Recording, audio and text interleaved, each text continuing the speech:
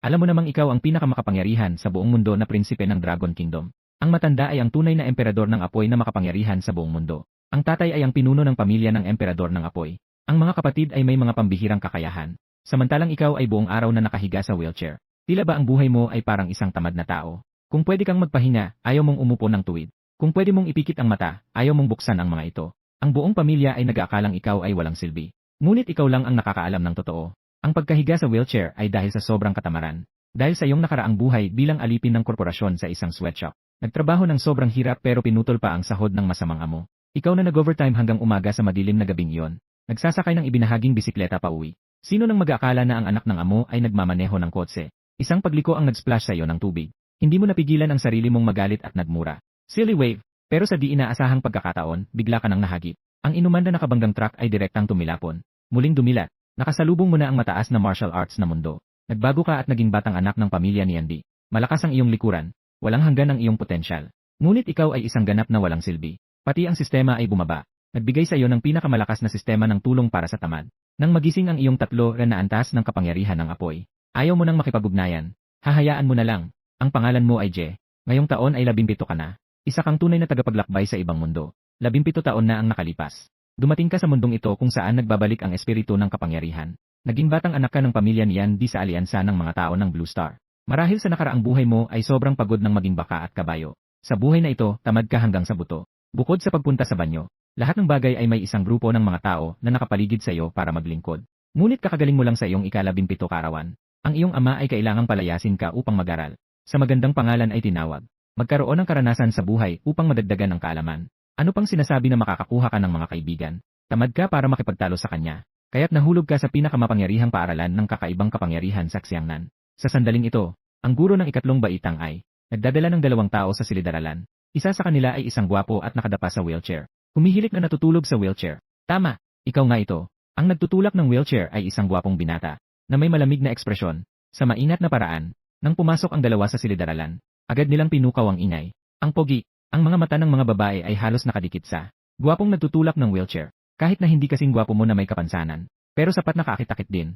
May isang lalaki na may inggit na sinabi, "Pogi din ako," pero tinawanan siya ng mga babae ng masama. Kumatok ang guro sa mesa. "Sige na, lahat ay tahimik. Ang 2 ito ay mga transferee sa ating paaralan. Simula ngayon, bahagi na tayo ng klase 3. Lahat ay pumapalakpak bilang pagtanggap. Nang magsimula ang palakpak, kumilos ka sa iyong wheelchair, at muli kang nakatulog. Sa katunayan, matagal ka ng gising, kundi tamad lang magbukas ng mata. Tama, hindi ka naman talaga may kapansanan. Kundi mas madali lang sa iyo ang umupo sa wheelchair kaysa maglakad." Ang boses ng guro ang nagbalik sa iyo sa realidad. "Suchen, Je. Magpakilala naman kayo sa isa't isa." Dahan-dahan ginising ka ni Suchen. Ginamit mo ang iyong mga mata na parang patay na isda upang sulyapang ang buong klase. Maging ang mga mata mo ay tamad ng gumalaw. Sa isip ng guro, nagmumurang siya. Talagang nakakaabala itong batang ito. Ngunit nakangiti siya sa kanyang mukha. "Magsimula na tayo." Tumayo si Suchen sa entablado. "Magandang araw sa lahat. Ako si Suchen. Ako ang kasama ng binatang si Je. Isang mid-level fire element magician. S-level ang aking kakaibang kakayahan." Nang matapos ang kanyang sinabi, biglang nagalburoto ang silid-aralan. Diyos ko, L-level. Ang mga kaklase ay nahulog sa pagkabigla. Ang mga mata nila ay lumaki. Sobrang hindi ka panipaniwala ito. Mayroon lamang tayong 2 S-level sa buong paaralan. At parehong nasa unang klase. Nagiging pangatlo na siya agad pagdating niya. Ang mahalaga ay ang kanyang kakaibang kapangyarihan ay nasa gitnang antas na. Mas matindi pa ito kaysa sa 2 iyon. Sandali, nagkakamali ba kayo sa totoong mahalaga? May isang tao na humina ang boses. Ganitong katalinuhan, ay tila isa lamang siyang tagasunod ng tinatawag na si Je. Je.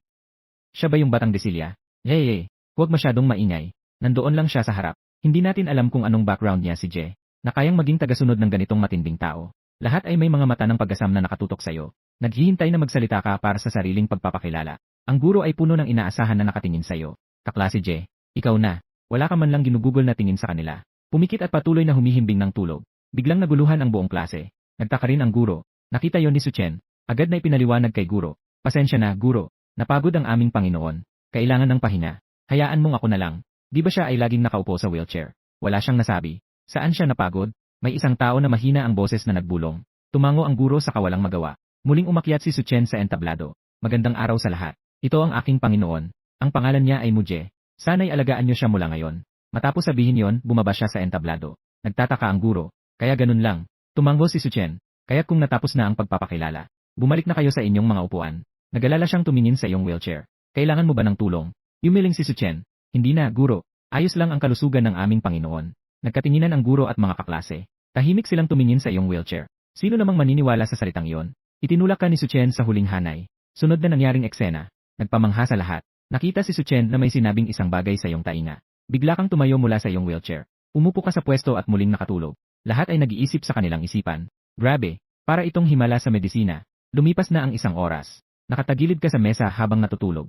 Hindi man lang gumalaw ang iyong mga talukap. May isang ibon na dumapo sa'yo. Wala kang pakialam na palayasin ito. Sa huli, si Suchen pa ang tumulong na palayasin ito. Isip ng lahat, gaano nga ba katamad ito? Gayunpaman, ang pogi mo pala kapag natutulog ka. Maraming mga babae ang palihim na tumitingin sa iyo nang may paghanga. 2 oras, 3 oras, 4 na oras. Lumipas na ang 5 oras. Hindi ka pa rin gumagalaw. Sa wakas, hinila ka ni Suchen mula sa mesa. Isang subusubong pinapakain ka. Pagkatapos kumain, muling nakatulog ka. Sa gabi, dinala ka ni Suchen sa dormitoryo. Dahan-dahan mong binuksan ang iyong mga mata. Magandang umaga na ba? Sabi ay gabi na, Ginoo. Pagkatapos marinig ang mga salitang ito, ikaw ay natulog muli. Sa totoo lang, masigla ka. Sadyang tamad lang nabuksan ang mga mata. Pagkatapos isara ang mga mata ng 4 na oras. Bigla kang nakarinig ng tunog ng abiso. Na-detect ang tagumpay ng paglalakbay ng host. Nakakuha ng pinakamalakas na sistema ng talento. Pakiusap, piliin ng host ang talento. Ito ba ay sistema? Bahala na. Tamad na alagaan. Hayaan na lang siya. Hindi mo man lang maigalaw ang iyong mga kilay. Makalipas ang ilang oras, muling umingay ang abiso ng sistema. Na-detect na ang host ay walang piniling talento. Ang pinakamalakas na sistema ng talento ay umalis na. Ding! Binabati kita, host, nakakuha ka ng pinakamalakas na sistema ng kontrabida. Nais mo bang maging pinakamalakas na kontrabida sa lahat ng mundo, host? Sadyang ayaw mo itong pansinin. Tila walang magawa ang sistema. Pagkatapos ilang ulit ng abiso. Ding! Binabati kita, host, nakakuha ka ng pinakamalakas na sistema ng tulong sa tamad. Pakiusap, host, i-bend mo ito. Oh, mukhang tamad ka talagang kumilos, host. Kaya hayaan na lang ang sistema na otomatikong ayusin ito para sa iyo. Ang sistema ay kasalukuyang nag-aagaw ng iyong kakaibang kapangyarihan. Pumili ka ng nais mong direksyon. Hindi ba ayaw pumili ng host? Kaya't hayaang pumili ng random ang sistema. Binabati ka, host. Nakakuha ka ng elemento. Sinusuri ang mga elemento sa loob ng host. Ay naku, kulang ang gintong elemento. Sige, apoy na elemento na lang. Antas ng talento, Laya. Ang swerte naman nito. Matagumpay na nagising ang kakaibang kapangyarihan. Host, tara na at magen sayo. Ayaw mo na namang gumalaw. Kaya't simulan na ang mode na para sa tamad. Wow, nagalit ang iyong maliit na apoy na elemento. Sa tingin nito ay masyado kang tamad. Nagpa siya itong magen sayo ng doble para ipakita sayo. Ilang oras mamaya, nagbigay ng abiso ang sistema. Ang iyong antas bilang sorcerer ay tumaas na sa mid-tier. Napagod na ang iyong maliit na apoy na elemento. Itigil ang pagsasanay. Nang marinig ang balitang ito, bahagyang umangat ang gilid ng iyong bibig. Nagpakita ng isang mapanukso ng ngiti. Ganito lang. Hindi pwede, ikaw. Agad na nagalit ang iyong maliit na apoy na elemento. Anong karapatan mong kutyain ako?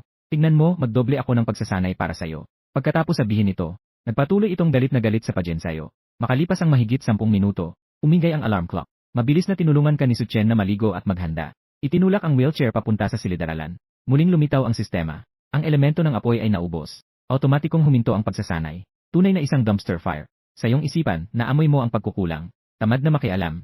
Nakatagilid sa mesa, patuloy na natutulog ng mahimbing.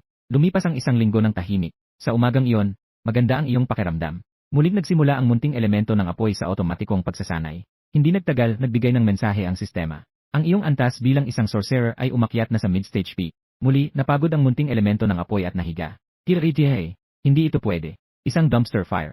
Sa iyong isipan, tahimik kang nagtuturo ng pagkukulang. Ngunit sa pagkakataong ito, natutunan ng munting elemento ng apoy na maging matalino. Hindi na siya nahulog sa iyong bitad. Diretsong nakatulog siya. Tulad ng dati, tinulungan ka ni Suchen na maligo. Bigla siyang natigilan. Ginoo, parang may kaunting pagkakaiba ka ngayon. Nang nag-toothbrush ako sa iyo kanina, nakaramdam ako ng napakalakas na presensya ng apoy. Kahit na saglit lamang, umangat ang iyong kilay. Ano ang pagkakaiba? Hindi ba't mas malakas lang ako ng kaunti? Tungkol sa iyong paggising ng kakaibang kapangyarihan. Balak mo bang itago ito? Handa kang magpanggap na mahina. Nais pang sabihin ni Suchen. Biglang may isang grupo ng apoy na humarap sa iyo. Awang tao, inangat mo ang iyong kamay. Madaling pinatay ang apoy. Dito mo lang naisip. Nagpauto ka. Nanlaki ang mga mata ni Suchen sa gulat. Ginoo siya. May kakayahan ka, mayroon kang talento sa kakaibang kapangyarihan. Bakit hindi mo sinabi? Kung sinabi mo, hindi ka ibabato ng pinuno sa ganitong lugar para mag-aral. Sagot mo ito nang walang gaanong pakialam. Tamad akong magsalita. Halos matumba si Suchen. Pero, Ginoo, siguradong malakas ang iyong kakaibang kapangyarihan, di ba? Kung sasabihin mo lang, makakapag-aral ka sa pinakamahusay na paaralan. Masisiyahan ka sa pinakamataas na uri ng mga yaman para sa pagsasanay. Tumingin ka sa kanya nang walang gana at hindi na nag-usap pa. Si Suchen ay umubo ng may pagdaramdam. Ibinuhat kanya sa kanyang balikat. Itinulak ang wheelchair patungo sa silid-aralan. Ang silid-aralan ay patuloy na maingay. Lahat ay pamilyar na mga mukha. Pero isa man sa kanila ay hindi mo kilala. Dahil tamad kang magtanda. Tamad kang makilala. Gusto mo lang nakadapa sa mesa at matulog ng mahimbing. Bigla, nakaramdam ka ng kaunting pangangati sa kaliwang bahagi ng iyong puwit. Sige na nga, ayaw nang alalahanin. Ang elementong apoy ay galit na galit sa'yo. Ang iyong pagiging tamad ay talagang nakakainis. Pagpapalakas ng energetikong apoy 1-0. Umungol ang elementong apoy. Sa ganitong ugali mo, sobrang nakakahiya para sa elementong iyon. Pagpapalakas ng energetikong apoy 1-0. Nag-rolling ayes ang elementong apoy. Ang walang silbi ay walang silbi. Patuloy na tumataas ang enerhiya ng apoy sa pagsasanay. Ilang oras ang lumipas. Ang apoy ay pagod na pagod at humihingal. May kaunting pangaasar sa sulok ng iyong bibig. Walang silbi. Ang apoy ay nagalit sa mga salitang ito. Ipinagdikit ang mga ngipin at patuloy na nag-aral. Patuloy na tumataas ang enerhiya. Ang apoy ay tila malapit ng bumagsak. Pero matigas pa ring lumaban. Ako ipapakita ko sa'yo. Pagsasanay ng enerhiya ng apoy 1-0. Tumitig sa apoy na malapit ng mawalan ng malay. May lihim ng ngiti sa iyong puso. Kahit sa pagsasanay nalulumbay. Talagang baguhan. Ang apoy ay galit na galit at umuubo ng dugo. Nagmamakaawa ako, huwag mo na itong sabihin. Nagsasabi lang naman ako ng totoo, di ba? Sa klase ng kasaysayan, ang guro sa harap ay parang baril na nagpapaputok ng kaalaman. Sabay na bumubuga ng mga kaalaman. Sabay na gumagamit ng chalk para tumpak na tamaan ang mga estudyanteng naliligaw. Buenas, ang batang si Suchen sa harap ay matangkad. Perpektong nilikha niya para sa akin ang isang pader na makakabala. Pagdating kay Suchen, sa totoo lang, medyo maaasahan ito. Noon, pinili kong maging kasama sa pag-aaral. Nais ko sanang humanap ng babae. Pero sinabi ng kapatid na masama ito para sa iyong kalusugan. Kaya pinalitan ito ng lalaki. Ngayon, sa tingin ko, okay din na lalaki ang kasamang nag-aaral. Lalo na kung ito si Suchen na maingat. Maliban sa pagkakaroon ng isang pinto, halos walang pagkakaiba sa mga babae. Masiglang nagsasalita ang guro. 3,000 taon na ang nakalipas, nagbalik ang espiritu ng Blue Star. Umusbong ang lahat ng lahi at nag-merge ang mga ibang mundo. Patuloy ang pakikipaglaban ng ating sangkatauhan. Sa wakas, naitatag ang kumpletong sistema ng kakaibang kapangyarihan. Ang kasalukuyang Blue Star ay hindi na katulad ng dati. Sa ibang mundo, hindi lamang may mga misteryosong lahi at mga labi. Mayroon ding mga training base ng mataas na sibilisasyon. Lahat ng ito ay magiging destinasyon nyo sa hinaharap. Nang tumunog ang bell ng klase, agad sumabog ang sigawan sa silid-aralan. Nakatayo si Suchen sa tabi ng basurahan. Walang magawa kundi batuhin ang sarili niyang makulay na damit. Walang nahanap na pagsasalin. Bakit hindi matanggal ang alikabok ng chalk na ito? Binigyan mo siya ng isang matamis na tingin ng pakikiramay. Mas mabuti na ito kaysa sa walang anuman na sabihin para aliwin siya. Hindi nagtagal. Biglang pumasok ang guro sa klase na puno ng sigla. Agad na naging tahimik ang lahat. Lahat ay sumunod na bumalik sa kanilang mga upuan. At ikaw ay patuloy na nakapatong sa mesa, natutulog. Pangalawang klase na ito. Ang puwet mo ay sobrang nangangati. Bahala na. Mahalaga ang pagtulog.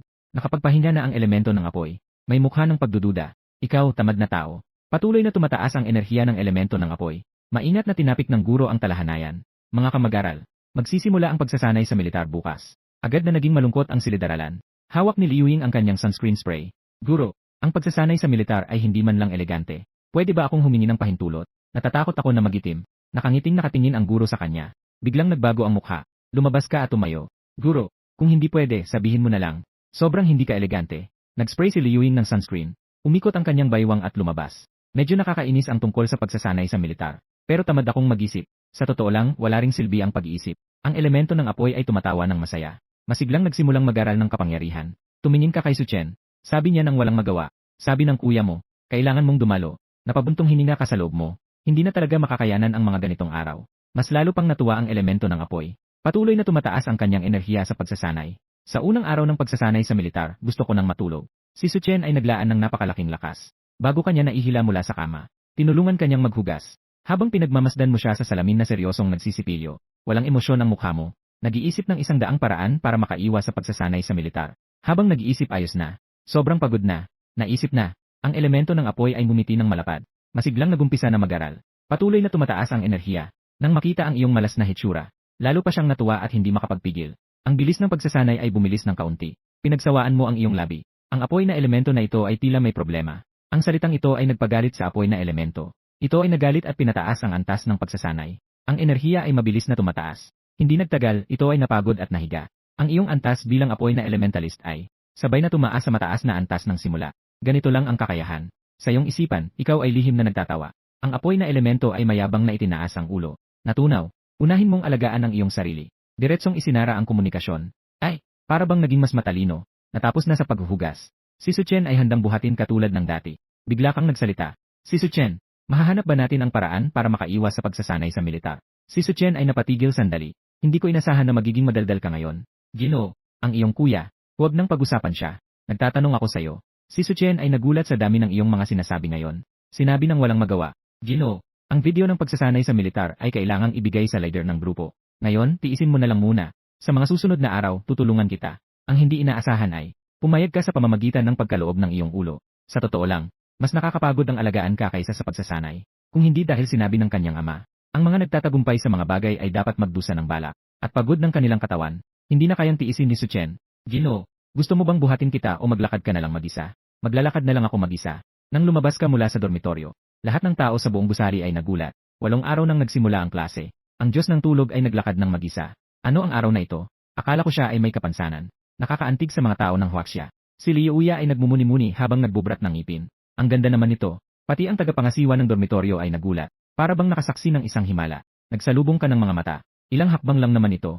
Para sa ganitong kalaking gulat, mas dramatiko ang mga kaklase sa silid-aralan. May mga check sa kalendaryo. May mga nagbabasa ng balita. Nagmukhang espesyal na araw ngayon. Ang paraan ng paglakad ni Muje ay talagang astig. Ang leader ng klase na si Zhang Xiaotong ay masiglang tumatalon na para bang siya ay in love. Napakalakas ng agos ng dagat. Wala nang pag-asa ang babaeng ito. Ang kanyang best friend ay humahawak sa noo. Si Liuya ay masigasig na nag-aayos ng kanyang suit. Ako'y nananatiling elegante sa araw na ito. Iniisip mo na walang masabi. Anong klaseng paaralan ito? Tila ito ay isang mental hospital. Sa totoo lang, lubos na nauunawaan ni Suchen ang reaksyon ng lahat. Inaalagaan kita ng 3 taon. Ito ang unang pagkakataon na marami kang sinabi. Nakalakad ng napakahabang distansya. Ang mga kaklase ay nakatingin ng sabi. Ano pa ang mga kalokohan na gusto mong gawin? Sa halip, natulog ka ng nakadapa sa mesa. Medyo nangangati ang ilong. Nakakapagod na makalakad ng ganito kalayo. Matulog muna ng kaunti. Ang apoy na elemento ay umaantanda ng pagdismaya sa iyo. Tahimik na pinalakas ang bilis ng pagsasanay. Kumain na ng almusal. Dumating na ang mga tagapagsanay. Tinawag ng guro ang lahat na bumuo ng linya upang salubungin. Tamad kang gumalaw. Gino, yayakapin kita at ibababa. Tumango ka. Hinawakan ka ni Suchen. Lumakad ng may lakas sa ilalim ng mga kakaibang tingin ng lahat. Gumawa ng ganitong bagay sa harap ng marami. Ang hindi ito kaaya-aya. Si Liuya ay sumigaw habang tinatakpan ang kanyang mga mata. Si Zhang Xiaotong ay parang pinagsasaksak ang puso. Ang luha ay umiikot sa kanyang mga mata. Ako parang pakiramdam ko ay nag-break na kami. Sabi niya na may lungkot. Hindi napigilan ng kaibigan ang pag-ikot ng mata. Baka may posibilidad. Ang tao sa bahay niyo ay tamad lamang. Tumining ang mga mata ni Zhang Xiaotong. Para bang nabuhay na muli. Siguradong. Ang galing-galing. Kahit nagagampanan ang aking idol, sobrang gwapo pa rin. Dumaing ang kaibigan na parang walang magawa. Mawala na.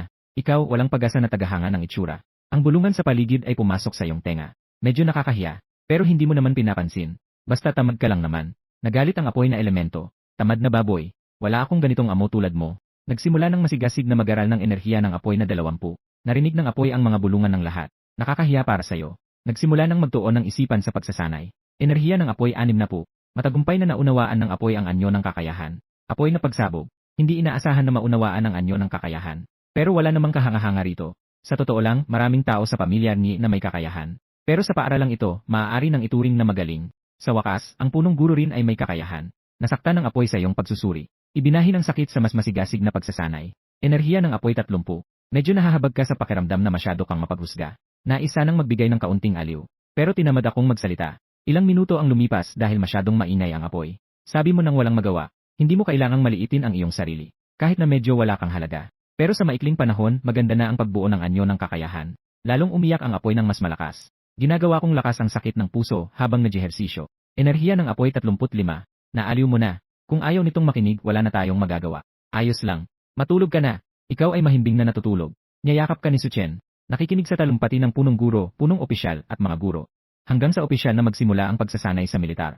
Nang magising ka, nakita mo ang guro na namamahala sa inyong klase. Isang babae na nakasuwit ng matikas na uniforme ng militar. Tumingin siya sa iyo na niyayakap ni Suchen. Medyo nakakunot ang kanyang noo. Bakit may mga taong may kapansanan sa inyong klase? Ang mga taong may kapansanan ay hindi kailangan ng pagsasanay sa militar. Halika, ako na ang hahawak sa kanya. Madyansayo ka ng mabuti. Mabait na inabot ako ng guro. Naisa nang kunin uli ni Suchen pero napigilan siya ng tingin ko. Wala siyang magawa kundi huminto. Maraming estudyante sa klase ang hindi nakapagpigil na tumawa. Bakit kayo tumatawa? Ang pagtulong sa mga taong may kapansanan ay isang kabutihan. Ano ang nakakatawa? Biglang sumigaw ang guro ng galit. Pero hindi niya napigilan ang pagtawa. Sa halip, nagdala ito ng mas maraming tawanan. Isang kaklase ang tumayo. Iulat sa guro. Sa totoo lang, hindi naman may kapansanan si Je. Sinong Je? Ang guro ay naguluhan. Itinuro ng kaklase ka. Bigla na lang parang tinamaan ng kidlat ang guro. Nang bitawan ka. Parang bumagsak ka na parang sako ng buhangin. Mabuti na lang at mabilis si Suchen. Nahawakan ka niya agad. Naistorbo ka sa ingay na ito. Dahan-dahan mong binuksan ang mata mo. Ang guro ay nagalit at nahihiya. Si Suchen. Agad na ibaba siya. Siya ay nagalit na nakatingin. Bakit mo ako niloko? Wala naman akong sinabing may kapansanan ako. Ikaw ang nagpakasenti upang yakapin ako. Ikaw ay matanda na. Bakit kailangan mo ng yakap mula sa iba? Ang guro ay nagalit na ubod ng sama ng loob. Wala kang emosyon. Dahil tamad ako. Ang guro ay galit na nagtatapik ng paa. Pumunta ka at magpatakbo ng 30 pull-ups. Hindi ka kumilos. Tumingin ka sa kanya ng may mga mata na parang isdang patay. Bakit hindi ka tumatakbo? Kasi tamad ako. Natisod ang guro. Halos mabuwal. Tumayo si Suchen. Guro, ako ang may dala sa tao. Tiyak na tatakbo ako. CJ, kaya't 6 na bilog. Hindi nagatubiling si Suchen. Tumakbo siya ng mabilis. Nilingon ka ng guro. Bilangin mo kung ilang bilog ang tatakbuhin niya. Nagmukmok ka at hindi nakinig. Nanatili kang hindi kumikilos. Bakit hindi ka pa kumikilos? Napabuntong hininga ka sa kawalang magawa. Kasi tamad ako. Sinaklaw ng guro ang kanyang dibdib. Para bang nakatagpo siya ng pinakamalakas na kalaban sa buhay. Pinigilan niya ang kanyang galit. Ang mga kaklase mo ay nag-aaral ng militar. Ikaw lang ang ayaw sumali. Sa ganitong paraan, nahihiya ka ba? Ano bang ikinahiya dito? Sabi mo nang walang ganang makipaglaban. Sa totoo lang, gusto ko rin sanang mag-aral ng militar. Bakit hindi ka nag-aaral ng militar? Kasi tamad ako. Ang buong klase ay nahulog sa tawa. Napaka-energetic ng magandang guro at nagalit. Galit na sinabi, kung ayaw mong mag-aral ng militar, okay lang. Basta matalo mo ako. Ang pangungusap na ito ay biglang nagbigay ng sigla sa iyong pakikipaglaban. Ang iyong mga mata ay muling naging malinaw. Siyempre, walang problema. Tahimik kang nag-iisip. Mukhang ang guro ay isa lamang mataas na antas na mahiko. At ikaw rin ay isang mataas na antas na mahiko. Bagamat ikaw ay nasa paunang yugto. Ngunit nakuha mo ang esensya ng mahika. Basta't magpupunyagi ka ng kaunting. Kaya mo pa ring talunin siya. Seryoso ka. Ang guro ay nagdududa habang nakatingin sa'yo. Siyempre, tumango ka. Ako'y isang mataas na antas na mahiko. Sigurado ka talaga. Ang iyong mga mata ay walang emosyon. Tahimik kang nakatitig sa kanya. Ang guro ay hindi na naglakas loob na tanungin ang dahilan mo. Natatakot na sabihin mo ang, dahil tamad ako. Isang bata na hindi alam ang kanyang kakayahan. Kung talagang gusto mong subukan, huwag mong sisihin ako kung ako'y magiging hindi magalang. Nagtitirik ang mga mata ng guro. Magsabi na tayo. Kung ako ang mananalo, sa susunod na buwan ng pagsasanay sa militar, kailangan mong sumunod sa akin ng walang kondisyon. Hindi mo man lang maitaas ang iyong talukap. Ang guro ay bahagyang nakakunot ang noo. Ang tono ay medyo humupa. May oras pang pumunta sa pagsasanay sa militar. Humina ka ng malalim. Nanatili kang tahimik. Kaya huwag mong sabihing wala akong modo. Sumigaw ang guro. Isang mabilis na sipa ang tumama. Mukhang inisip ang iyong kaligtasan sa kilos. Mukhang medyo banayad. Tinamaan ka ng katamaran at nagunat. Umurong ka ng bahagya. Madaling nakaiwas sa kanyang atake. Kahit natamad ka. Pero hindi ka naman walang silbi. Hindi ko akalaing may alam ka sa laban. Kung ganon, ayos, hindi na ako maghihintay. Biglang tumalon ang guro sa harap mo. Isang malakas na suntok ang bumangga. Ang hangin ay humihip sa iyong mga kamay. Binuhat ang mga dahon sa lupa. Mukhang siya ay may kakayahang may kaugnayan sa hangin. Biglang nagtala ng apoy ang iyong mga kamay. Itinaas mo ang iyong kamay at hinawakan ang kanyang kamao. Madaling nawasak ang kanyang atake. Mataas na antas ng salamangkero. Paano ito posible? Laking gulat ng guro. May mukha na puno ng hindi makapaniwala. Bahagyang umangat ang iyong labi. Guro, ang pagkamangha sa laban ay hindi magandang ugali. Nagbago ang kulay ng mukha ng guro. Itinaas ang mga kamay sa isang kakaibang posisyon. Maraming dahon sa lupa ang nahihip ng hangin. Naging matutulis na kutsilyo. Papalapit sa'yo. Medyo nagising ka. Mas lumalakas ang apoy sa iyong kamay. Sa sandaling ang mga lumilipad na kutsilyo ay malapit ng tumama sa iyong mukha. Pumalok ka ng isang suntok pasulong. Pagputok ng apoy. Isang malakas na tunog. Sumabog ang apoy. Ang lahat ng lumilipad na kutsilyo ay naging abo sa isang iglap. Ano? Unang anyo ng kakaibang kapangyarihan. Sa sandaling humihiyaw ang guro. Nakatago ka na sa likod ng abo. Tahimik na lumitaw sa likod niya. Dahan-dahang inilagay ang iyong kamao sa tabi ng kanyang ulo. Matamlay na sinabi, Guro, talo ka na. Huwag kalimutan ang ipinangako mo sa akin. Naguluhan ang guro sa isang sandali. Bigla niyang naisip ito. Para bang hindi siya makapaniwala sa realidad na ito. Natalo ako. Tinitigan kanya ng may gulat. Ang mga mata niya ay puno ng pagkalito. Sino ka ba talaga? Nagkaroon ka ng unang anyo ng kakaibang kapangyarihan. Wala kang gana na ipaliwanag. Binalot mo ang alikabok sa iyong damit. Dahan-dahan kang naglakad patungo sa direksyon ng klase. Pinanood ng guro ang iyong likuran. Matapos mag-isip, sumunod siya pabalik sa klase. Sa susunod na buwan, hindi kailangang dumalo si Muje sa pagsasanay sa militar. Ang mga kaklase sa klase ay puno ng pag-aalinlangan. Pero wala silang sinabi. Sa kanilang pananaw, siguradong may hindi pangkaraniwang pinagmulan ka. Mayroon pang mga taong handang maglingkod sa'yo. Talagang normal lang na hindi ka dumalo sa pagsasanay. Nakikita kang tamad araw-araw. Maraming tao ang nag-uusap. Nag-aakala na maaaring ito ay isang problema sa kalusugan. Tulad ng kakulangan sa mga bato. Tumingin ang guro sa'yo. Sinabi niya ng seryoso. Sa hinaharap, pwede ka nang hindi sumailalim sa pagsasanay militar. Pero kailangan mong manatili sa saklaw ng pagsasanay militar. Pinili mong manahimik tungkol dito. Dahil matagal ka nang nakatayo sa tabi at nakatulog. Maging ang tunog ng iyong paghilik ay narinig. Walang magawa ang guro kundi umiling. Ang iyong katamaran ay nagpasiklab ng galit sa elemento ng apoy. Nagsimula na ang otomatikong pagsasanay. Enerhiya ng elemento ng apoy 15. Nang bumalik si Suchen pagkatapos tumakbo, nalaman niyang hindi mo kailangang sumailalim sa pagsasanay militar. Siya ay labis na nagulat. Agad niya ngang itinutuwid ang iyong katawan. Matapos kumuha ng ilang video mula sa likuran na maayos naman, mabilis siyang sumali muli sa pagsasanay militar. Sa sandaling ito, sa loob ng marangyang villa, binuksan ng iyong ama ang kanyang telepono. Sa screen, kasalukuyang ipinapakita ang video ng iyong likod. Hindi siya nakapagpigil na tumawa. Ang batang ito ay hindi natamad. Siya ay nakakapag-participate sa pagsasanay militar. Pero nakakabahala. Bakit likod lamang ang nakikita? Nagdaang tanong ang lumitaw sa kanyang mga mata. Bakit parang kakaiba ang posisyong ito? Parang siya ay natutulog. Hindi naman siguro. Dapat ay hindi sanay si Jay sa unang araw ng pagsasanay sa militar. Nakaramdam ka ng hindi komportable sa mahabang paninindigan. Kaya't nahulog ka na lang sa lupa. Nagpumilit kang gumulong mula sa isang gilid patungo sa kabila. Hanggang sa huli ay huminto ka sa isang makikitid na kanal. Sa isip-isip mo, magandang lugar ito. Masarap matulog dito, parang ligtas. Kasunod nito ay ang tunog ng pagdurogs. Labis na nahihiya ang elemento ng apoy sa iyong ginawa. Nagsimula kang mag-aral ng masigasig. Enerhiya ng elemento ng apoy 50. Habang ang oras ay dahan-dahang lumilipas. 5 oras ang lumipas. Si Suchen ay puno ng sigasig na pumunta sa kantina para kumain. Nang bumalik siya, napansin niyang nawawala ka. Agad siyang pinawisan. Naging balisa siya. Nagsimula siyang maghanap sa paligid. Sa playground, silid-aralan at dormitoryo. Wala kang anino sa kahit saan. Baka ang binata ay dinukot ng ibang lahing mga mage. Isang nakababalisa na isip ang bumagabag sa kanya. Kung sakaling gamitin ng ibang lahi ang binata para banta sa pamilya ng mga mu, tiyak na magdudulot ito ng isang nakakatakot na digmaan ng lahi. Kailangang hindi mangyari ang ganitong bagay. Agad siyang nagmadali upang hanapin ang guro at ang punong guro. Nang malaman ng punong guro na ikaw ay nawawala, nagbago ang kanyang anyo. Siya ay labis na nag-aalala. Isip niya, wala nang pag-asa. Nang malaman ng pamilyang mu ang tungkol dito, tiyak na papatayin nila ako. Gaano nakatagal nawawala si Muje? Halos maiyak si Suchen. Kakabalik ko lang mula sa pagkain. Nawala na ang binatang Ginoo. Nag-isip ang punong guro ng ilang sandali. Tumawag sa silid ng gwardiya. Nagbigay ng utos. Agad na isara ang lahat ng labasan ng paaralan. Walang sinuman ang pinapayagang umalis. Dapat na matagpuan si Muje.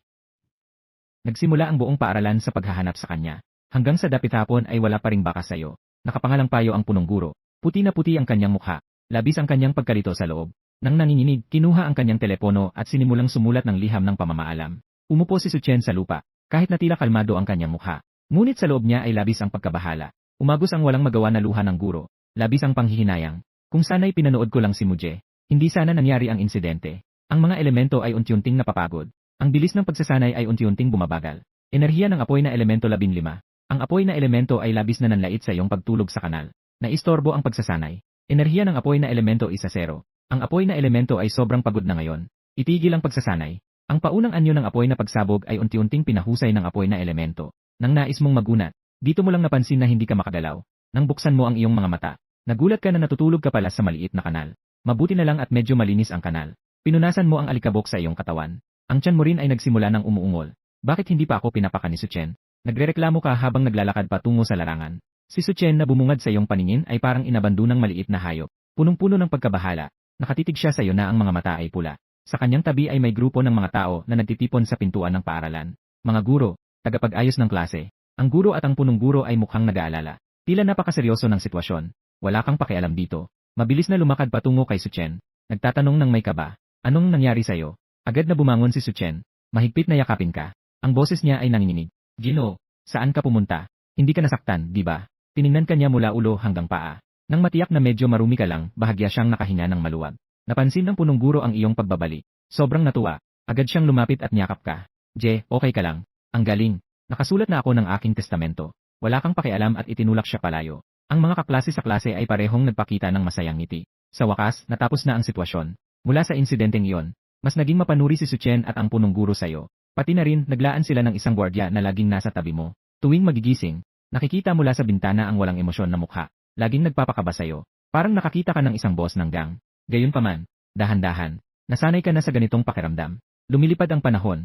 Sa isang iglap, isang buwan ang lumipas. Nagwakas ang pagsasanay sa militar. Ang mga kaklase sa klase ay nagmadaling nagtungo sa pintuan ng paaralan upang magpaalam sa guro. Walang bilang na mga kaklase ang may luha sa kanilang mga mata. Nandito ka rin sa agos ng mga taong nagpaalam. Nakaupo sa wheelchair, kumaway ka sa magandang guro sa klase. Sa simula, puno siya ng ngiti. Pero nang makita ka, parang may tumusok sa kanyang puso. Pinilit niyang magbigay ng isang pilit ng ngiti. Pagkatapos umalis ng mga guro, formal na nagsimula ang klase. At patuloy kang nalulumbay sa iyong mga pangarap. Nagalit ang elemento ng apoy sa iyong katamaran. Nagsimula itong otomatikong mag-aral. Enerhiya ng elemento ng apoy 15. Punong-puno ng dismaya at pagdiriin ang elemento ng apoy sa iyo bilang isang walang silbi.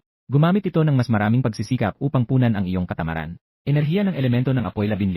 Matapos ang ilang panahon ng pagsasanay, ang iyong kakayahan bilang isang mahika ng elemento ng apoy ay umabot na sa gitnang mataas na antas. Mahigit isang buwan na, nasa kalagitnaan pa lang. Ito ay talagang hindi ka panipaniwala. Pinahid mo ang iyong mga mata, at muling natulog ng mahimbing. Lumipas na naman ang kalahating buwan. Tinawag ng punong guro ang lahat ng estudyante sa auditorium. Inanunsyo ang isang mahalagang balita. Mga kamag-aral, kahapon, nagsumite ako ng aplikasyon sa militar para makapasok sa lihim na lugar. Pumayag ang militar. Pagkasabi nito, agad na naging masigla ang lugar. Lihim na lugar, hindi pa nga nakikita. Higit pa sa pagpasok para sa pakikipagsapalaran. Ang lahat ay sabik ngunit may konting pag-aalala. Hindi tayo mamamatay sa loob, di ba? Nakita ang pag-aalala ng mga kamag-aral. Ngumiti ang punong guro at ipinaliwanag. Huwag matakot. Ang lihim na lugar na ito ay isang hindi kapanipaniwala na lugar lamang. Walang panganib. Kailangan lang ng kaunting kakayahan ng salamangkero para madaling makapasok. Kung pinalad, makakakuha ng magandang gantimpala. Pagkarinig sa mga salitang ito, ang lahat ay sumisigaw at sabik na nakatingin sa iyo. Palihim na nag-aalala para sa iyong kaligtasan. Ngunit nang makita si Suchen sa likod, ang puso ay hindi makontrol na naging mas relax na pagbaba ng marami. Ang leader ng klase na si Zhang Xiaotong ay malakas na tumapik sa balikat ni Suchen. Si Suchen, alagaan mo ng maayos ang aking idol. Idol. Si Suchen ay nagtaas ng kilay at tumingin sa iyo. Bahagyang kumilos ang kanyang mga labi. Kailan ka naging idol niya? Bahagya ka lang kumilos ng iyong talukap. At muling nakatulog. Nahihiya ang elemento ng apoy tungkol dito. Nagsimula ng otomatikong mag-aral. Enerhiya ng elemento ng apoy 15. Nanawagan ang punong guro. Sa pagkakataong ito ng pakikipagsapalaran sa lihim na mundo, ang mga estudyante mula sa ikalawang paaralan ay makikilahok din. Dapat kayong makakuha ng magandang marka sa lihim na mundo. Huwag ninyong hayaang mapahiya ang paaralan. Ang pagsubok sa lihim na mundo ay sarado. Ang tagal nito ay 3 araw. Walis tayo mamaya. Pumunta sa dorm para maghanda ng bagahe. Patuloy na ipinapaliwanag ng punong guro ang tungkol sa lihim na mundo. Ang lihim na mundo ay may 5 antas. Mula sa 1 bituin hanggang sa 5 bituin. Lahat ng mas mababa sa antas na ito ay nabibilang sa mababang lihim na mundo. Ang 1 hanggang 3 bituin na lihim na mundo ay tumutugma sa mga may kakayahan sa mababang antas, katamtamang antas, at mataas na antas. Ngunit kahit ang mga mababang antas na salamangkero ay papasok sa 1 bituin, ang lihim na mundo ay hindi 100% ligtas. Pagkatapos ng lahat, ang pakikipagsapalaran sa lihim na mundo ay nangangahulugang kamatayan. Ang paglalagay ng 1 bituin sa lihim na mundo ay nagpapakita lamang ng relatibong kaligtasan. Walang mataas na panganib ng pagkamatay. Tungkol sa 4 na bituin at 5 bituin na lihim na mundo, iyan ay para sa mga may malalakas na kapangyarihan. Lalo na ang 5 bituin na lihim na mundo, nangangahulugan ito ng napakataas na panganib. Pati ang mga mataas na antas na malakas ay maaaring harapin ang nakamamatay na pagsubok. Tumigil siya sandali at sinabi, ang pupuntahan natin sa pagkakataong ito ay ang lihim na mundo ng Yimu na espiritu. Ito ay pinamamahalaan ng militar ng Xiangnan. Sa gabi, sumakay kayo sa malaking bus. Patungo sa base ng militar. Nagbigay ang punong guro ng kopya ng dokumento sa bawat estudyante. Nakasulat doon ang detalyadong impormasyon tungkol sa lihim na mundo. Pangalan ng lihim na mundo, Yimu na espiritu. Antas ng lihim na mundo, hindi mataas. Pagpapakilala sa lihim na mundo, napakababa ng panganib. Paraan ng pagdaan sa mababang antas. Manatili ng 3 araw dito. 3 araw mula ngayon, otomatikong ililipat mula sa lihim na lugar. Makakuha ng tagumpay. Ang mga nagwagi ay makakatanggap ng gantimpala mula sa enerhiya ng lihim na lugar. Pagsasanay ng kanilang kakaibang kapangyarihan. Paraan para sa gitnang antas ng pagdaan. Patayin ng 300 espiritu ng mga halaman. Ang mga nagwagi ay makakatanggap ng esensya ng mga halaman. Ang mga may kakayahang kahoy ay makakapagpataas ng kanilang kakaibang kapangyarihan sa pag-inom nito. Ang iba pang mga may kakayahan ay maaaring makipag-ugnayan sa militar. Mag-apply para sa kapalit ng kaukulang esensya. Paraan para sa mataas na antas ng pagdaan. Umaakyat sa malaking punong kahoy. Patayin ng 3 espiritu ng malaking kahoy. Ang mga nagwagi ay makakatanggap ng esensya ng malaking kahoy. Ang kapangyarihan ng mga mangkukulam ay hindi dapat subukan ng mga may mababang antas sa gitna, na may kakaibang kapangyarihan. Paraan para sa pinakamataas na antas ng pagdaan. Umaakyat sa tuktok ng malaking punong kahoy. Patayin ang hari ng espiritu ng malaking kahoy. Ang mga nagwagi ay makakatanggap ng esensya ng malaking kahoy. Ang kapangyarihan ng mga mangkukulam ay hindi dapat subukan ng mga may mababang antas sa huli, na may kakaibang kapangyarihan. Tumingin si Suchen sa'yo. Itinaas ang dokumento bilang tanong. Ginoo, handa ka bang sumama sa akin upang patayin ang hari ng espiritu ng malaking kahoy? Kahit na nakapikit ka at tahimik. Ngunit ang pagtanggi ay halatang halata. Si Suchen ay tumanggi na may panghihinayang. Sige na, ako ang mamamatay sa Yimu Demon King. Nandyan ka lang sa tabi upang manood. Bahagya mong igalaw ang iyong talukap. Para bang pumayag ka na sa kanya? Dumating sa base ng militar. Ang ingay mula sa malayo ay nakakuha ng iyong atensyon. Lahat ng tingin ay sabay-sabay na tumutok. Sa 2 grupo ng mga nagtatalo. Ano ba ang mga yon? Naglakas loob na mangapi sa mga tao sa aming ikalawang paaralan. Sino ang nangapi sa inyo?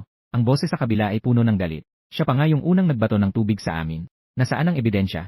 Ang mga tao sa ikalawang paaralan ay talagang walang hiya. Sino ang walang hiya? Kayo pa ang walang hiya sa unang paaralan.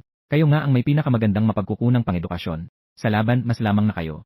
Maghintay kayo. Sa lihim na mundo ay mapapabagsak kita. Hindi sigurado kung sino ang tatamaan. Sabihin ko sa inyo, sa aming ikalawang paaralan, mayroon kaming 2 mid-level na mage. Tila ang sitwasyon ay malapit nang mawala sa kontrol. Dumating ng tama ang mga guro. Itinigil nila ang palabas na ito. Tumingin ng masama ang mga tao mula sa ikalawang paaralan sa inyo. Sakto nilang nahuli ang iyong anino na nanonood sa tabi. Isang tao sa kanila ang hindi nakapagpigil at nangatake. May isa pang may kapansanan mula sa unang paaralan dito. Binubuksan niyo ba ang paaralan para sa mga may kapansanan? Wala kang ganang sumagot. Sa susunod na segundo, si Suchen ay biglang sumuntok sa mukha ng taong iyon. Ang taong iyon ay agad na nagalit. Naghahanda na siyang manakit pabalik. Muli ay sumugod si Suchen. Isang matinding suntok. Agad na sumabog ang dugo mula sa ilong ng kalaban. Siya ay tumakas ng walang kakayahan. Matapos ang hapunan, ang mga estudyante ay pumasok sa lihim na lugar sa pangunguna ng kanilang guro. Ang lihim na lugar ay parang isang berdeng itim na butas. Biglang lumitaw sa pagitan ng lupa at langit. Sa paligid ay may mga misteryosong berdeng butil na lumulutang. Ang loob ng mundo ay tila malalim at berde. Nakatayo sa paligid ng lihim na lugar ang mga sundalo, bawat isa ay may pambihirang presensya. Inanunsyo ng pinuno ng mga guro, maaari na kayong pumasok. Nakita kang nakaupo sa wheelchair. Bahagyang nakakunot ang noo ng isang guro. Mahinang nagsalita siya sa katabing taong nakasuot ng uniforme. Kapitan, tama ba talaga ito? Walang pakialam na ibinukas ng kapitan ang mga dokumento sa kanyang kamay. Nagtaka. Dito niya lang nalaman na ikaw ay tunay na prinsipe ng pamilya ni Je. Wala iyon. Huwag mag-alala. Ang lihim na lugar ay ganap na ligtas. Kahit ang mga may kapansanan ay walang problema sa pagpasok. Lalo na't siya ay isang normal na tao. Kasabay nito, sa kabilang panig ng lihim na lugar, ang itim na bitak ay tahimik na bumukas. 4 na tao na may kakaibang mga simbolo ng bungo sa kanilang mga mukha. Nakasuot ng pulang balabal, na may suot na itim na singsing na may bungo. Ang mga misteryosong tao ay lumitaw din sa lihim na lugar. Isa sa mga misteryosong tao ang malamig na nagsabi, tulad ng inaasahan ng punong guro noong siya ay nabubuhay. Sa tulong ng kapangyarihan ng banal na tasa, sa pagsasamantala sa alon ng espasyo sa pagbubukas ng lihim na lugar. Sa wakas ay matagumpay kaming nakapasok sa hindi kilalang lihim na lugar. Bawasan ang mga walang kwentang usapan. Agad tayong kumilos. May isa pang misteryosong tao na nagtutulak.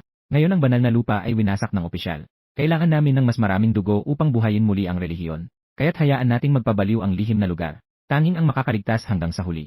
Ang siyang magiging binhi ng aming relihiyon. Sila ay malamig na nakatingin sa kaibuturan ng lihim na lugar. Maliwanag na nagbabalak sila ng malakihang hakbang. Sa tulong ni Suchen, pumasok ka sa lihim na lugar sa pamamagitan ng bitak. Agad na naging presko ang hangin. Punong-puno ng luntiang tanawin ang paligid. Ang elemento ng apoy ay hindi nasisiyahan sa iyong katamaran. Nagsimula ng otomatikong magensayo. Enerhiya ng elemento ng apoy 15. Walang magawa si Suchen at tinanong ka. Gino, narito na tayo sa lihim na lugar. Talaga bang hindi ka magpapagalaw? Nakapikit ka pa rin. Bawat butas ng iyong mukha ay tila tumatanggi. Yumiling si Suchen. Patuloy na itulak ka pasulong. Sa parehong oras, ang ibang mga kaklase sa lihim na lugar ay abala ng nag-explora. Ang mga babae ay matapang na hinaharap ang masusugid na mga halaman. Ang mga lalaki ay nagsusumikap na umakyat sa higanteng puno. Nakaramdam ka ng kaunting pagkabagot. Nagpasya kang kumilos ng kaunti. Matapos ang lahat, ang tamad na pagtulog sa lihim na lugar ay hindi mapayapa. Binuksan mo ang iyong mga mata. Tumayo ka. Matapos pumasok sa lihim na lugar, ang paligid ay nagbago ng lubos. Lush na luntiang tanawin. Napapaligiran ng mga damo. Siksik ang mga halaman. Sa likod ay walang katapusang kadiliman. Sinubukan mong abutin. Napagtanto mong hindi ka na makabalik sa kadilimang iyon. Ganito ang sinasabi sa librong tungkol sa espasyo. Tanging sa pamamagitan ng espesyal na kagamitan o malakas na lakas ang makakasira dito. Tumingin ka pasulong. Sa gitnang bahagi ay may napakataas na puno ng espasyo. Ang ibabang bahagi ng puno ay natatakpan ng ulap. Malabo. Sa malaking sanga ng puno, malinaw na may naglalakbay na mga masamang baging. Para bang lahat sila ay naghihintay ng isang bagay. Yimo na masamang espiritu. Dapat ay sila ang namumuno sa mga masamang baging na ito. Kailangan lamang patayin ang 3 masamang espiritu. Upang makumpleto ang pagsubok na ito. Tungkol sa susunod, umalis o magpatuloy na manatili. Nasa iyong mga kamay ang pagpipilian. Gayunpaman, maraming abala ang hindi na pumapasok sa iyong isipan. Isara ang mga mata. Maghanda na muling matulog ng mahimbing. Gino, talaga bang hindi mo balak sumama sa akin? Tinanong ni Suchen ng puno ng pag-aalala. Wala kang gana na tumugon. Umaatungal si Suchen ng walang magawa. Yang Ginoo, mag-ingat ka. Agad akong babalik. Lumiko siya at umalis. Sa iyong isipan, nag-isip ka. Mag-relax ka. Sobrang mas magaling ako kaysa sayo. Nang walang alalahanin, isara ang mga mata. Agad kang bumagsak sa panaginip. Bigla, dumating ang matinis na tawa sa iyong tainga. Maliit na pilay. Nagkita na naman tayo. Tamad kang bumukas ng mata. Mahina ang bulong. Sino ang nanggugulo sa aking tulog? Pag-isipan mong mabuti. Kanina sa base, sinugod ako ng kaibigan mo ng husto. Pinahiya mo ako sa harap ng mga kaklase. Nandito ka para maghiganti. May tono ng paghamak sa iyong boses. Naman, nagsusungit siya. Kaya pwede ka nang umalis. Agad mong ginamit ang elemento ng apoy. Biglang umapoy ang apoy sa ilalim niya. Agad nitong pinagsisikan ang kanyang mga damit at buhok. Natakot ang taong iyon at pumula ang kanyang mukha. Nagmadali siyang tumakas. Patuloy na sumisigaw ang mga babae. Sa gitna ng mga sigaw, napagtanto mong hindi maganda ang sitwasyon. Bigla mong binuksan ang iyong mga mata. Napansin mong may grupo ng tao na tumatakbo patungo sa iyo. Sa likuran mo ay may maraming mga halimaw na parang baging. Ang mga halimaw na iyon ay may pagkakahawig sa mga espiritu ng halaman sa dokumento. Pero ang mga espiritu ng halaman sa dokumento ay berde. Ngunit ang nasa harapan ay tuyo at dilaw. Sa takot, isang estudyante ang nahatak ng espiritu ng halaman. Agad siyang nilamon. Nagkalat ang dugo. Siya ay sumigaw ng tulong. Ngunit ang mga tao sa paligid ay abala sa pagtakas. Wala silang oras para alalahanin. Ang nakakatakot na tanawin sa harapan mo ay nagdulot ng takot sa iyong puso. Ngunit ang tapang sa kalooban mo ay sabik na sumiklab. Hindi ka nag-isip ng marami. Tumakbo ka at hinawakan ng isang espiritu ng halaman. Pinagana mo ang elemento ng apoy. Sinunog ito hanggang sa wala nang matira. Isang patak ng berdeng enerhiya ang pumasok sa iyong katawan. Bahagyang pinatibay ang iyong kakayahan. Ding! Nakita ang enerhiya ng elemento ng kahoy sa iyong katawan. Masayang nagising ang elemento ng kahoy. Gayunpaman, ang mga espiritu ng halaman ay patuloy na dumarating ng walang takot. Hindi ka nagatubiling bumagsak ng isang suntok ng apoy. Ang nagliliyab na apoy ay agad na nilamon ang 5 o 6 na espiritu ng halaman. Sila ay agad na naging panggatong. Ang iba ay nakakita ng naglalagablab na apoy. Agad silang tumakbo patungo sa direksyon ng higanteng puno. Tinulungan mo ang estudyanteng nakahiga sa lupa. Pero napagtanto mong siya ay walang buhay. Siya ay pumanaw na. Isang alon ng pagsisisi ang bumalot sa iyong puso. Kalupitan, bakit ako umabot sa ganitong pagkakataon? Si Liu Xuan, ayos ka lang ba? Ang mga kaklase na tumakas kanina ay nakita na walang panganib. Isa-isa silang lumingon. Nakita ang katawan sa lupa. Ang kanilang mga mukha ay agad na naging madilim. Si Liu Xuan ay pumanaw.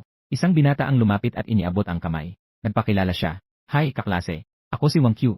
Galing ako sa ikalawang paaralan. Salamat sa iyong tulong sa pagpatalsik sa mga halimaw kanina. Kung hindi, kami rin ay tiyak na pumanaw. Siya ay mukhang maputla. Ang kanyang noo ay tinutubuan ng malamig na pawis.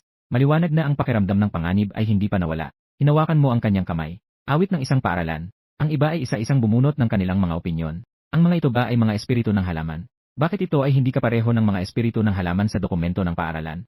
Hindi ba sinabing walang panganib sa buhay sa paaralan? Gusto kong umuwi. Ano ang gagawin? May mga tao nang nagsisimulang umiyak. Kailangan nating mamuhay sa lugar na ito ng 3 araw. Mamamatay ako. Ang bigat sa puso ay nagpapatahimik sa lahat. Nakatutok ang tingin ng lahat sa iyo. Parang ikaw ang tanging pag-asa nila. Manggag, ano ang balak mo? Nag-isip ka sandali at sinabi. Balak kong pumunta sa mist area. Sa wakas, nandoon si Su Chen. Kailangan ding tingnan ng mga tamad ito. Maraming tao ang nag-aalangan. Ang kaninang pagtakas ay nagdulot ng takot sa kanila sa mist area. Nang panahong iyon, si Wang Qiu ay sumulong. Matigas ang sabi. Manggad, sasali ako. Nandoon ang kapatid kong babae, hindi ko siya maiiwan. Tumango ka at tumingin sa iba. Kami rin ay pupunta. May mga sumali at may mga pumili na sumuko. Sa huli, may 4 na tao ang nagpasya na sumunod sa iyo. Mahalaga ito. Agad tayong aalis. Sandali, sumunod kayo sa likod ko. Maingat na obserbahan ang paligid. Kung may kakaiba, agad mo akong inform. Lahat ay mahigpit na tumango. Nang pumasok ka sa mapanglaw na lugar, may 5 espiritu ng halaman na tumalab. Madali mong nalutas ang 3 ito gamit ang elemento ng apoy. Ang natitirang 2 ay pinatay ng 4 na tao sa likuran. Nakita ka naming nagsisikap ng ganyan. Nabigla ang elemento ng apoy. Nakagambala pa ito sa kanyang pagsasanay. Enerhiya ng elemento ng apoy isa. Nakita ang Panginoon na nagpapakita ng napakalakas na kakayahan. Masaya ring nagsanay ang elemento ng kahoy. Enerhiya ng elemento 37. Naghanap ka ng 5 baston.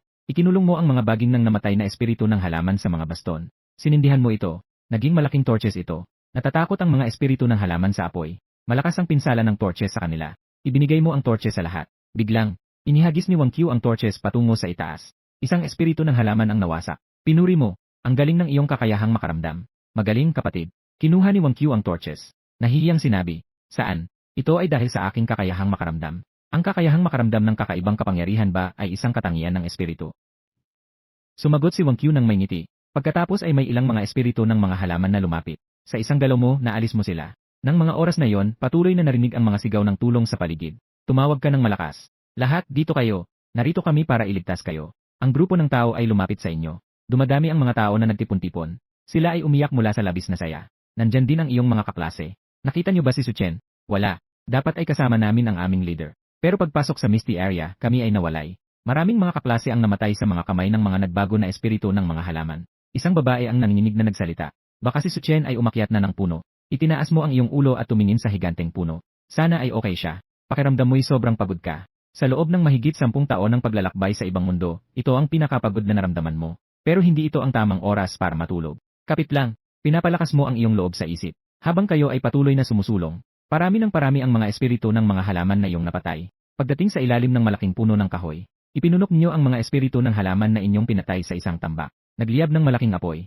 Sumabog ang mga spark ng apoy. Lalong lumakas ang apoy. Tumalon ito ng ilang metro pataas. Unti-unting nagtaboy ng ulap sa paligid. Ang galing!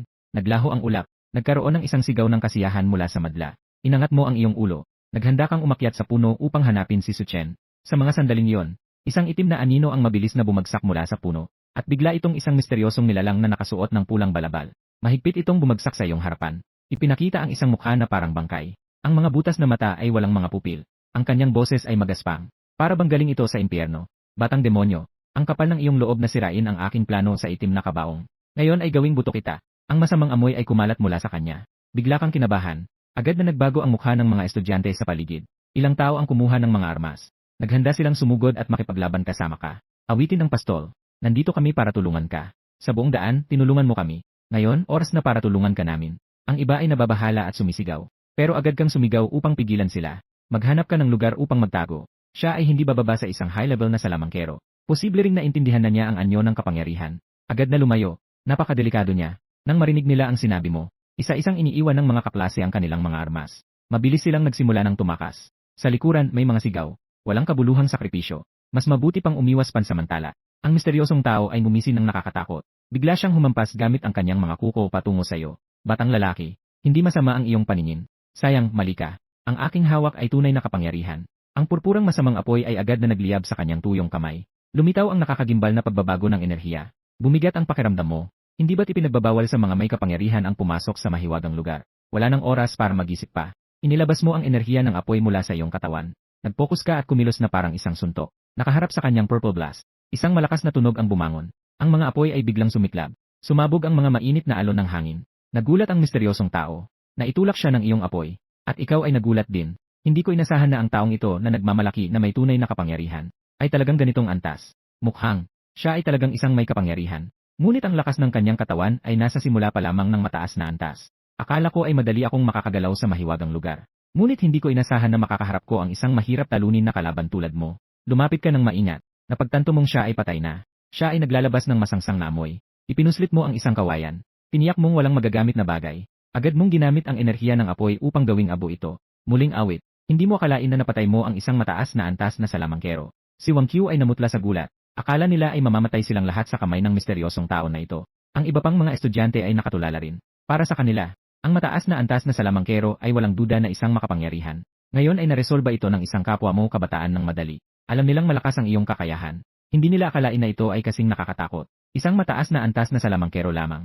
Hindi ito dapat pagtuunan. Ako rin ay isang mataas na antas na salamangkero. Malumanay mong tugon, kalma tulad ng dati. At ang mga kaklase sa paligid ay biglang naguluhan. Nagtinginan silang lahat. Ano? Ikaw rin ay isang mataas na antas na salamangkero. Ang ganitong kabataan na mataas na antas na salamangkero ay parang isang phoenix na lumabas sa gitna ng mga maya, na nagdulot sa kanila ng pakiramdam ng kahihiyan. Pati na ang mga nag-aakalang may ilang talento. Ang mga henyo ay nakaramdam din ng pagkahiya. Muling awit, naiintindihan mo rin ba ang mga anyo ng kakaibang kapangyarihan? Nakatitig si Wang Qiu sa iyo na puno ng pag-asa. Tumango ka ng bahagya. Maaari mo ba akong turuan? Si Wang Qiu ay puno ng pag-asa. At ang ibang mga kamag-aral ay nagbigay ng mga mata ng pananabi. Hinaplos mo ang iyong ulo. Nagpakita ng isang ngiti na puno ng kawalang magawa. Talagang wala akong magagawa para turuan kayo. Natutunan ko ang bagay na ito sa isang tulog lang. Pagkasabi ng mga salitang ito, sila ay nais umiyak ngunit walang luha. Nagalinlangan sila kung ang kanilang talento ay talagang basura. Matapos patayin ang misteryosong tao, nagsimula kang umakyat sa malaking puno. Madaling nalutas ang isang yimo na espiritu. Ang iyong mukha ay seryoso. Su Chen, sana wala kang masamang nangyari. Kahit na ang antok ay malakas. Patuloy ka pa ring umakyat ng walang pag-aalinlangan. Sa mga sandaling iyon, isang pagyak na tila putol-putol ang umabot. Lug! Huwag mo akong patayin. Wala kayong kahit kaunting kaayusan. Tignan mo kung gaano ako kaano. Pakiusap, hayaan mo akong umalis sa lugar na ito. Napakapamilyar ng boses na ito. Si Liu Ya yon. Ang kanyang mga hikbi ay kasabay ng hindi kaaya-ayang imahe. Nakatagong nanginginig sa butas ng puno. Ang mukha niyang puno ng galit ay hindi mo mapigilang pagtawanan. Marahang pinakap ang kanyang balikat at nagtanong. Tagapag-aral, nakita mo ba ang class president at si Su Chen? Siya'y naguluhan sandali. Agad siyang umiyak sa sobrang saya. Awit ng pastol. Anong ginagawa mo dito? Ang boses ay labis na nakakagulat. Kasabay ng iyong simpleng paliwanag. Sinabi niya ng may damdamin. Hindi ko akalain na ikaw ay isang mataas na antas na wizard. Talagang mahusay kang magtago ng iyong kakayahan. Sasama ako sa iyo upang iligtas ang class president at ang iba pa. Pero kailangan mo akong protektahan. Pinunasan ang mga luha.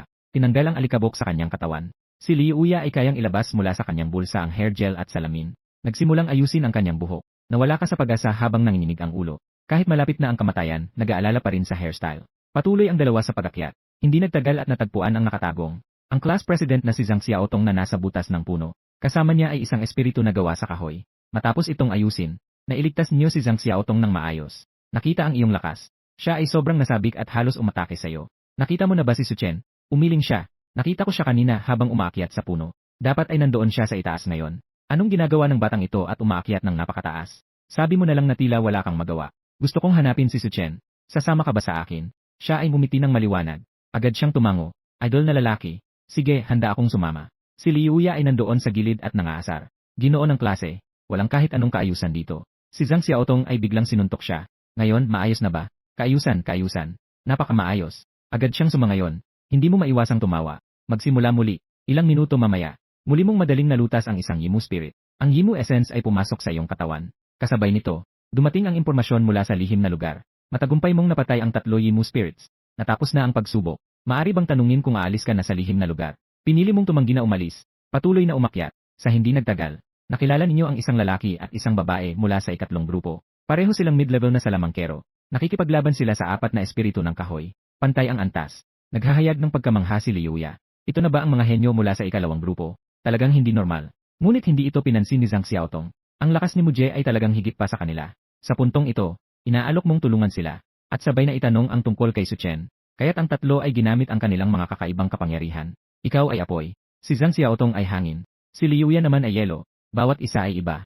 Ngunit nandyan ka. Wala talagang pagkakataon ang mga kasamahan na makagamit. Isang suntok ang isinagawa. Isang malaking apoy ang sumiklab papataas. Apoy na pagsabog. Tumama sa 4 na espiritu ng kahoy na parabang mababaliw. Ang 2 tao mula sa ikalawang grupo ay namangha at tumingin sayo. Sabi ng babae habang nakangiti. Napakakakaibang anyo ng kapangyarihan. Ikaw ay mula sa unang grupo. Tumango ka. Si Liuya ay may halong inggit na humanga. Kaibigan mong si Muje. Hindi ka masyadong elegante kanina. Hindi pa ako matake, nakuha mo na silang lahat. Nagpakita si Zhang Xiaotong ng di pagkagusto. Para bang kaya mo talagang manalo. Lumipat siya sa 2 tao mula sa Ersong. Kamusta kayo? Kami ay mula sa Isong. Ako si Zhang Xiaotong. Ito si Liuya. Ito ang aking ideal na lalaki.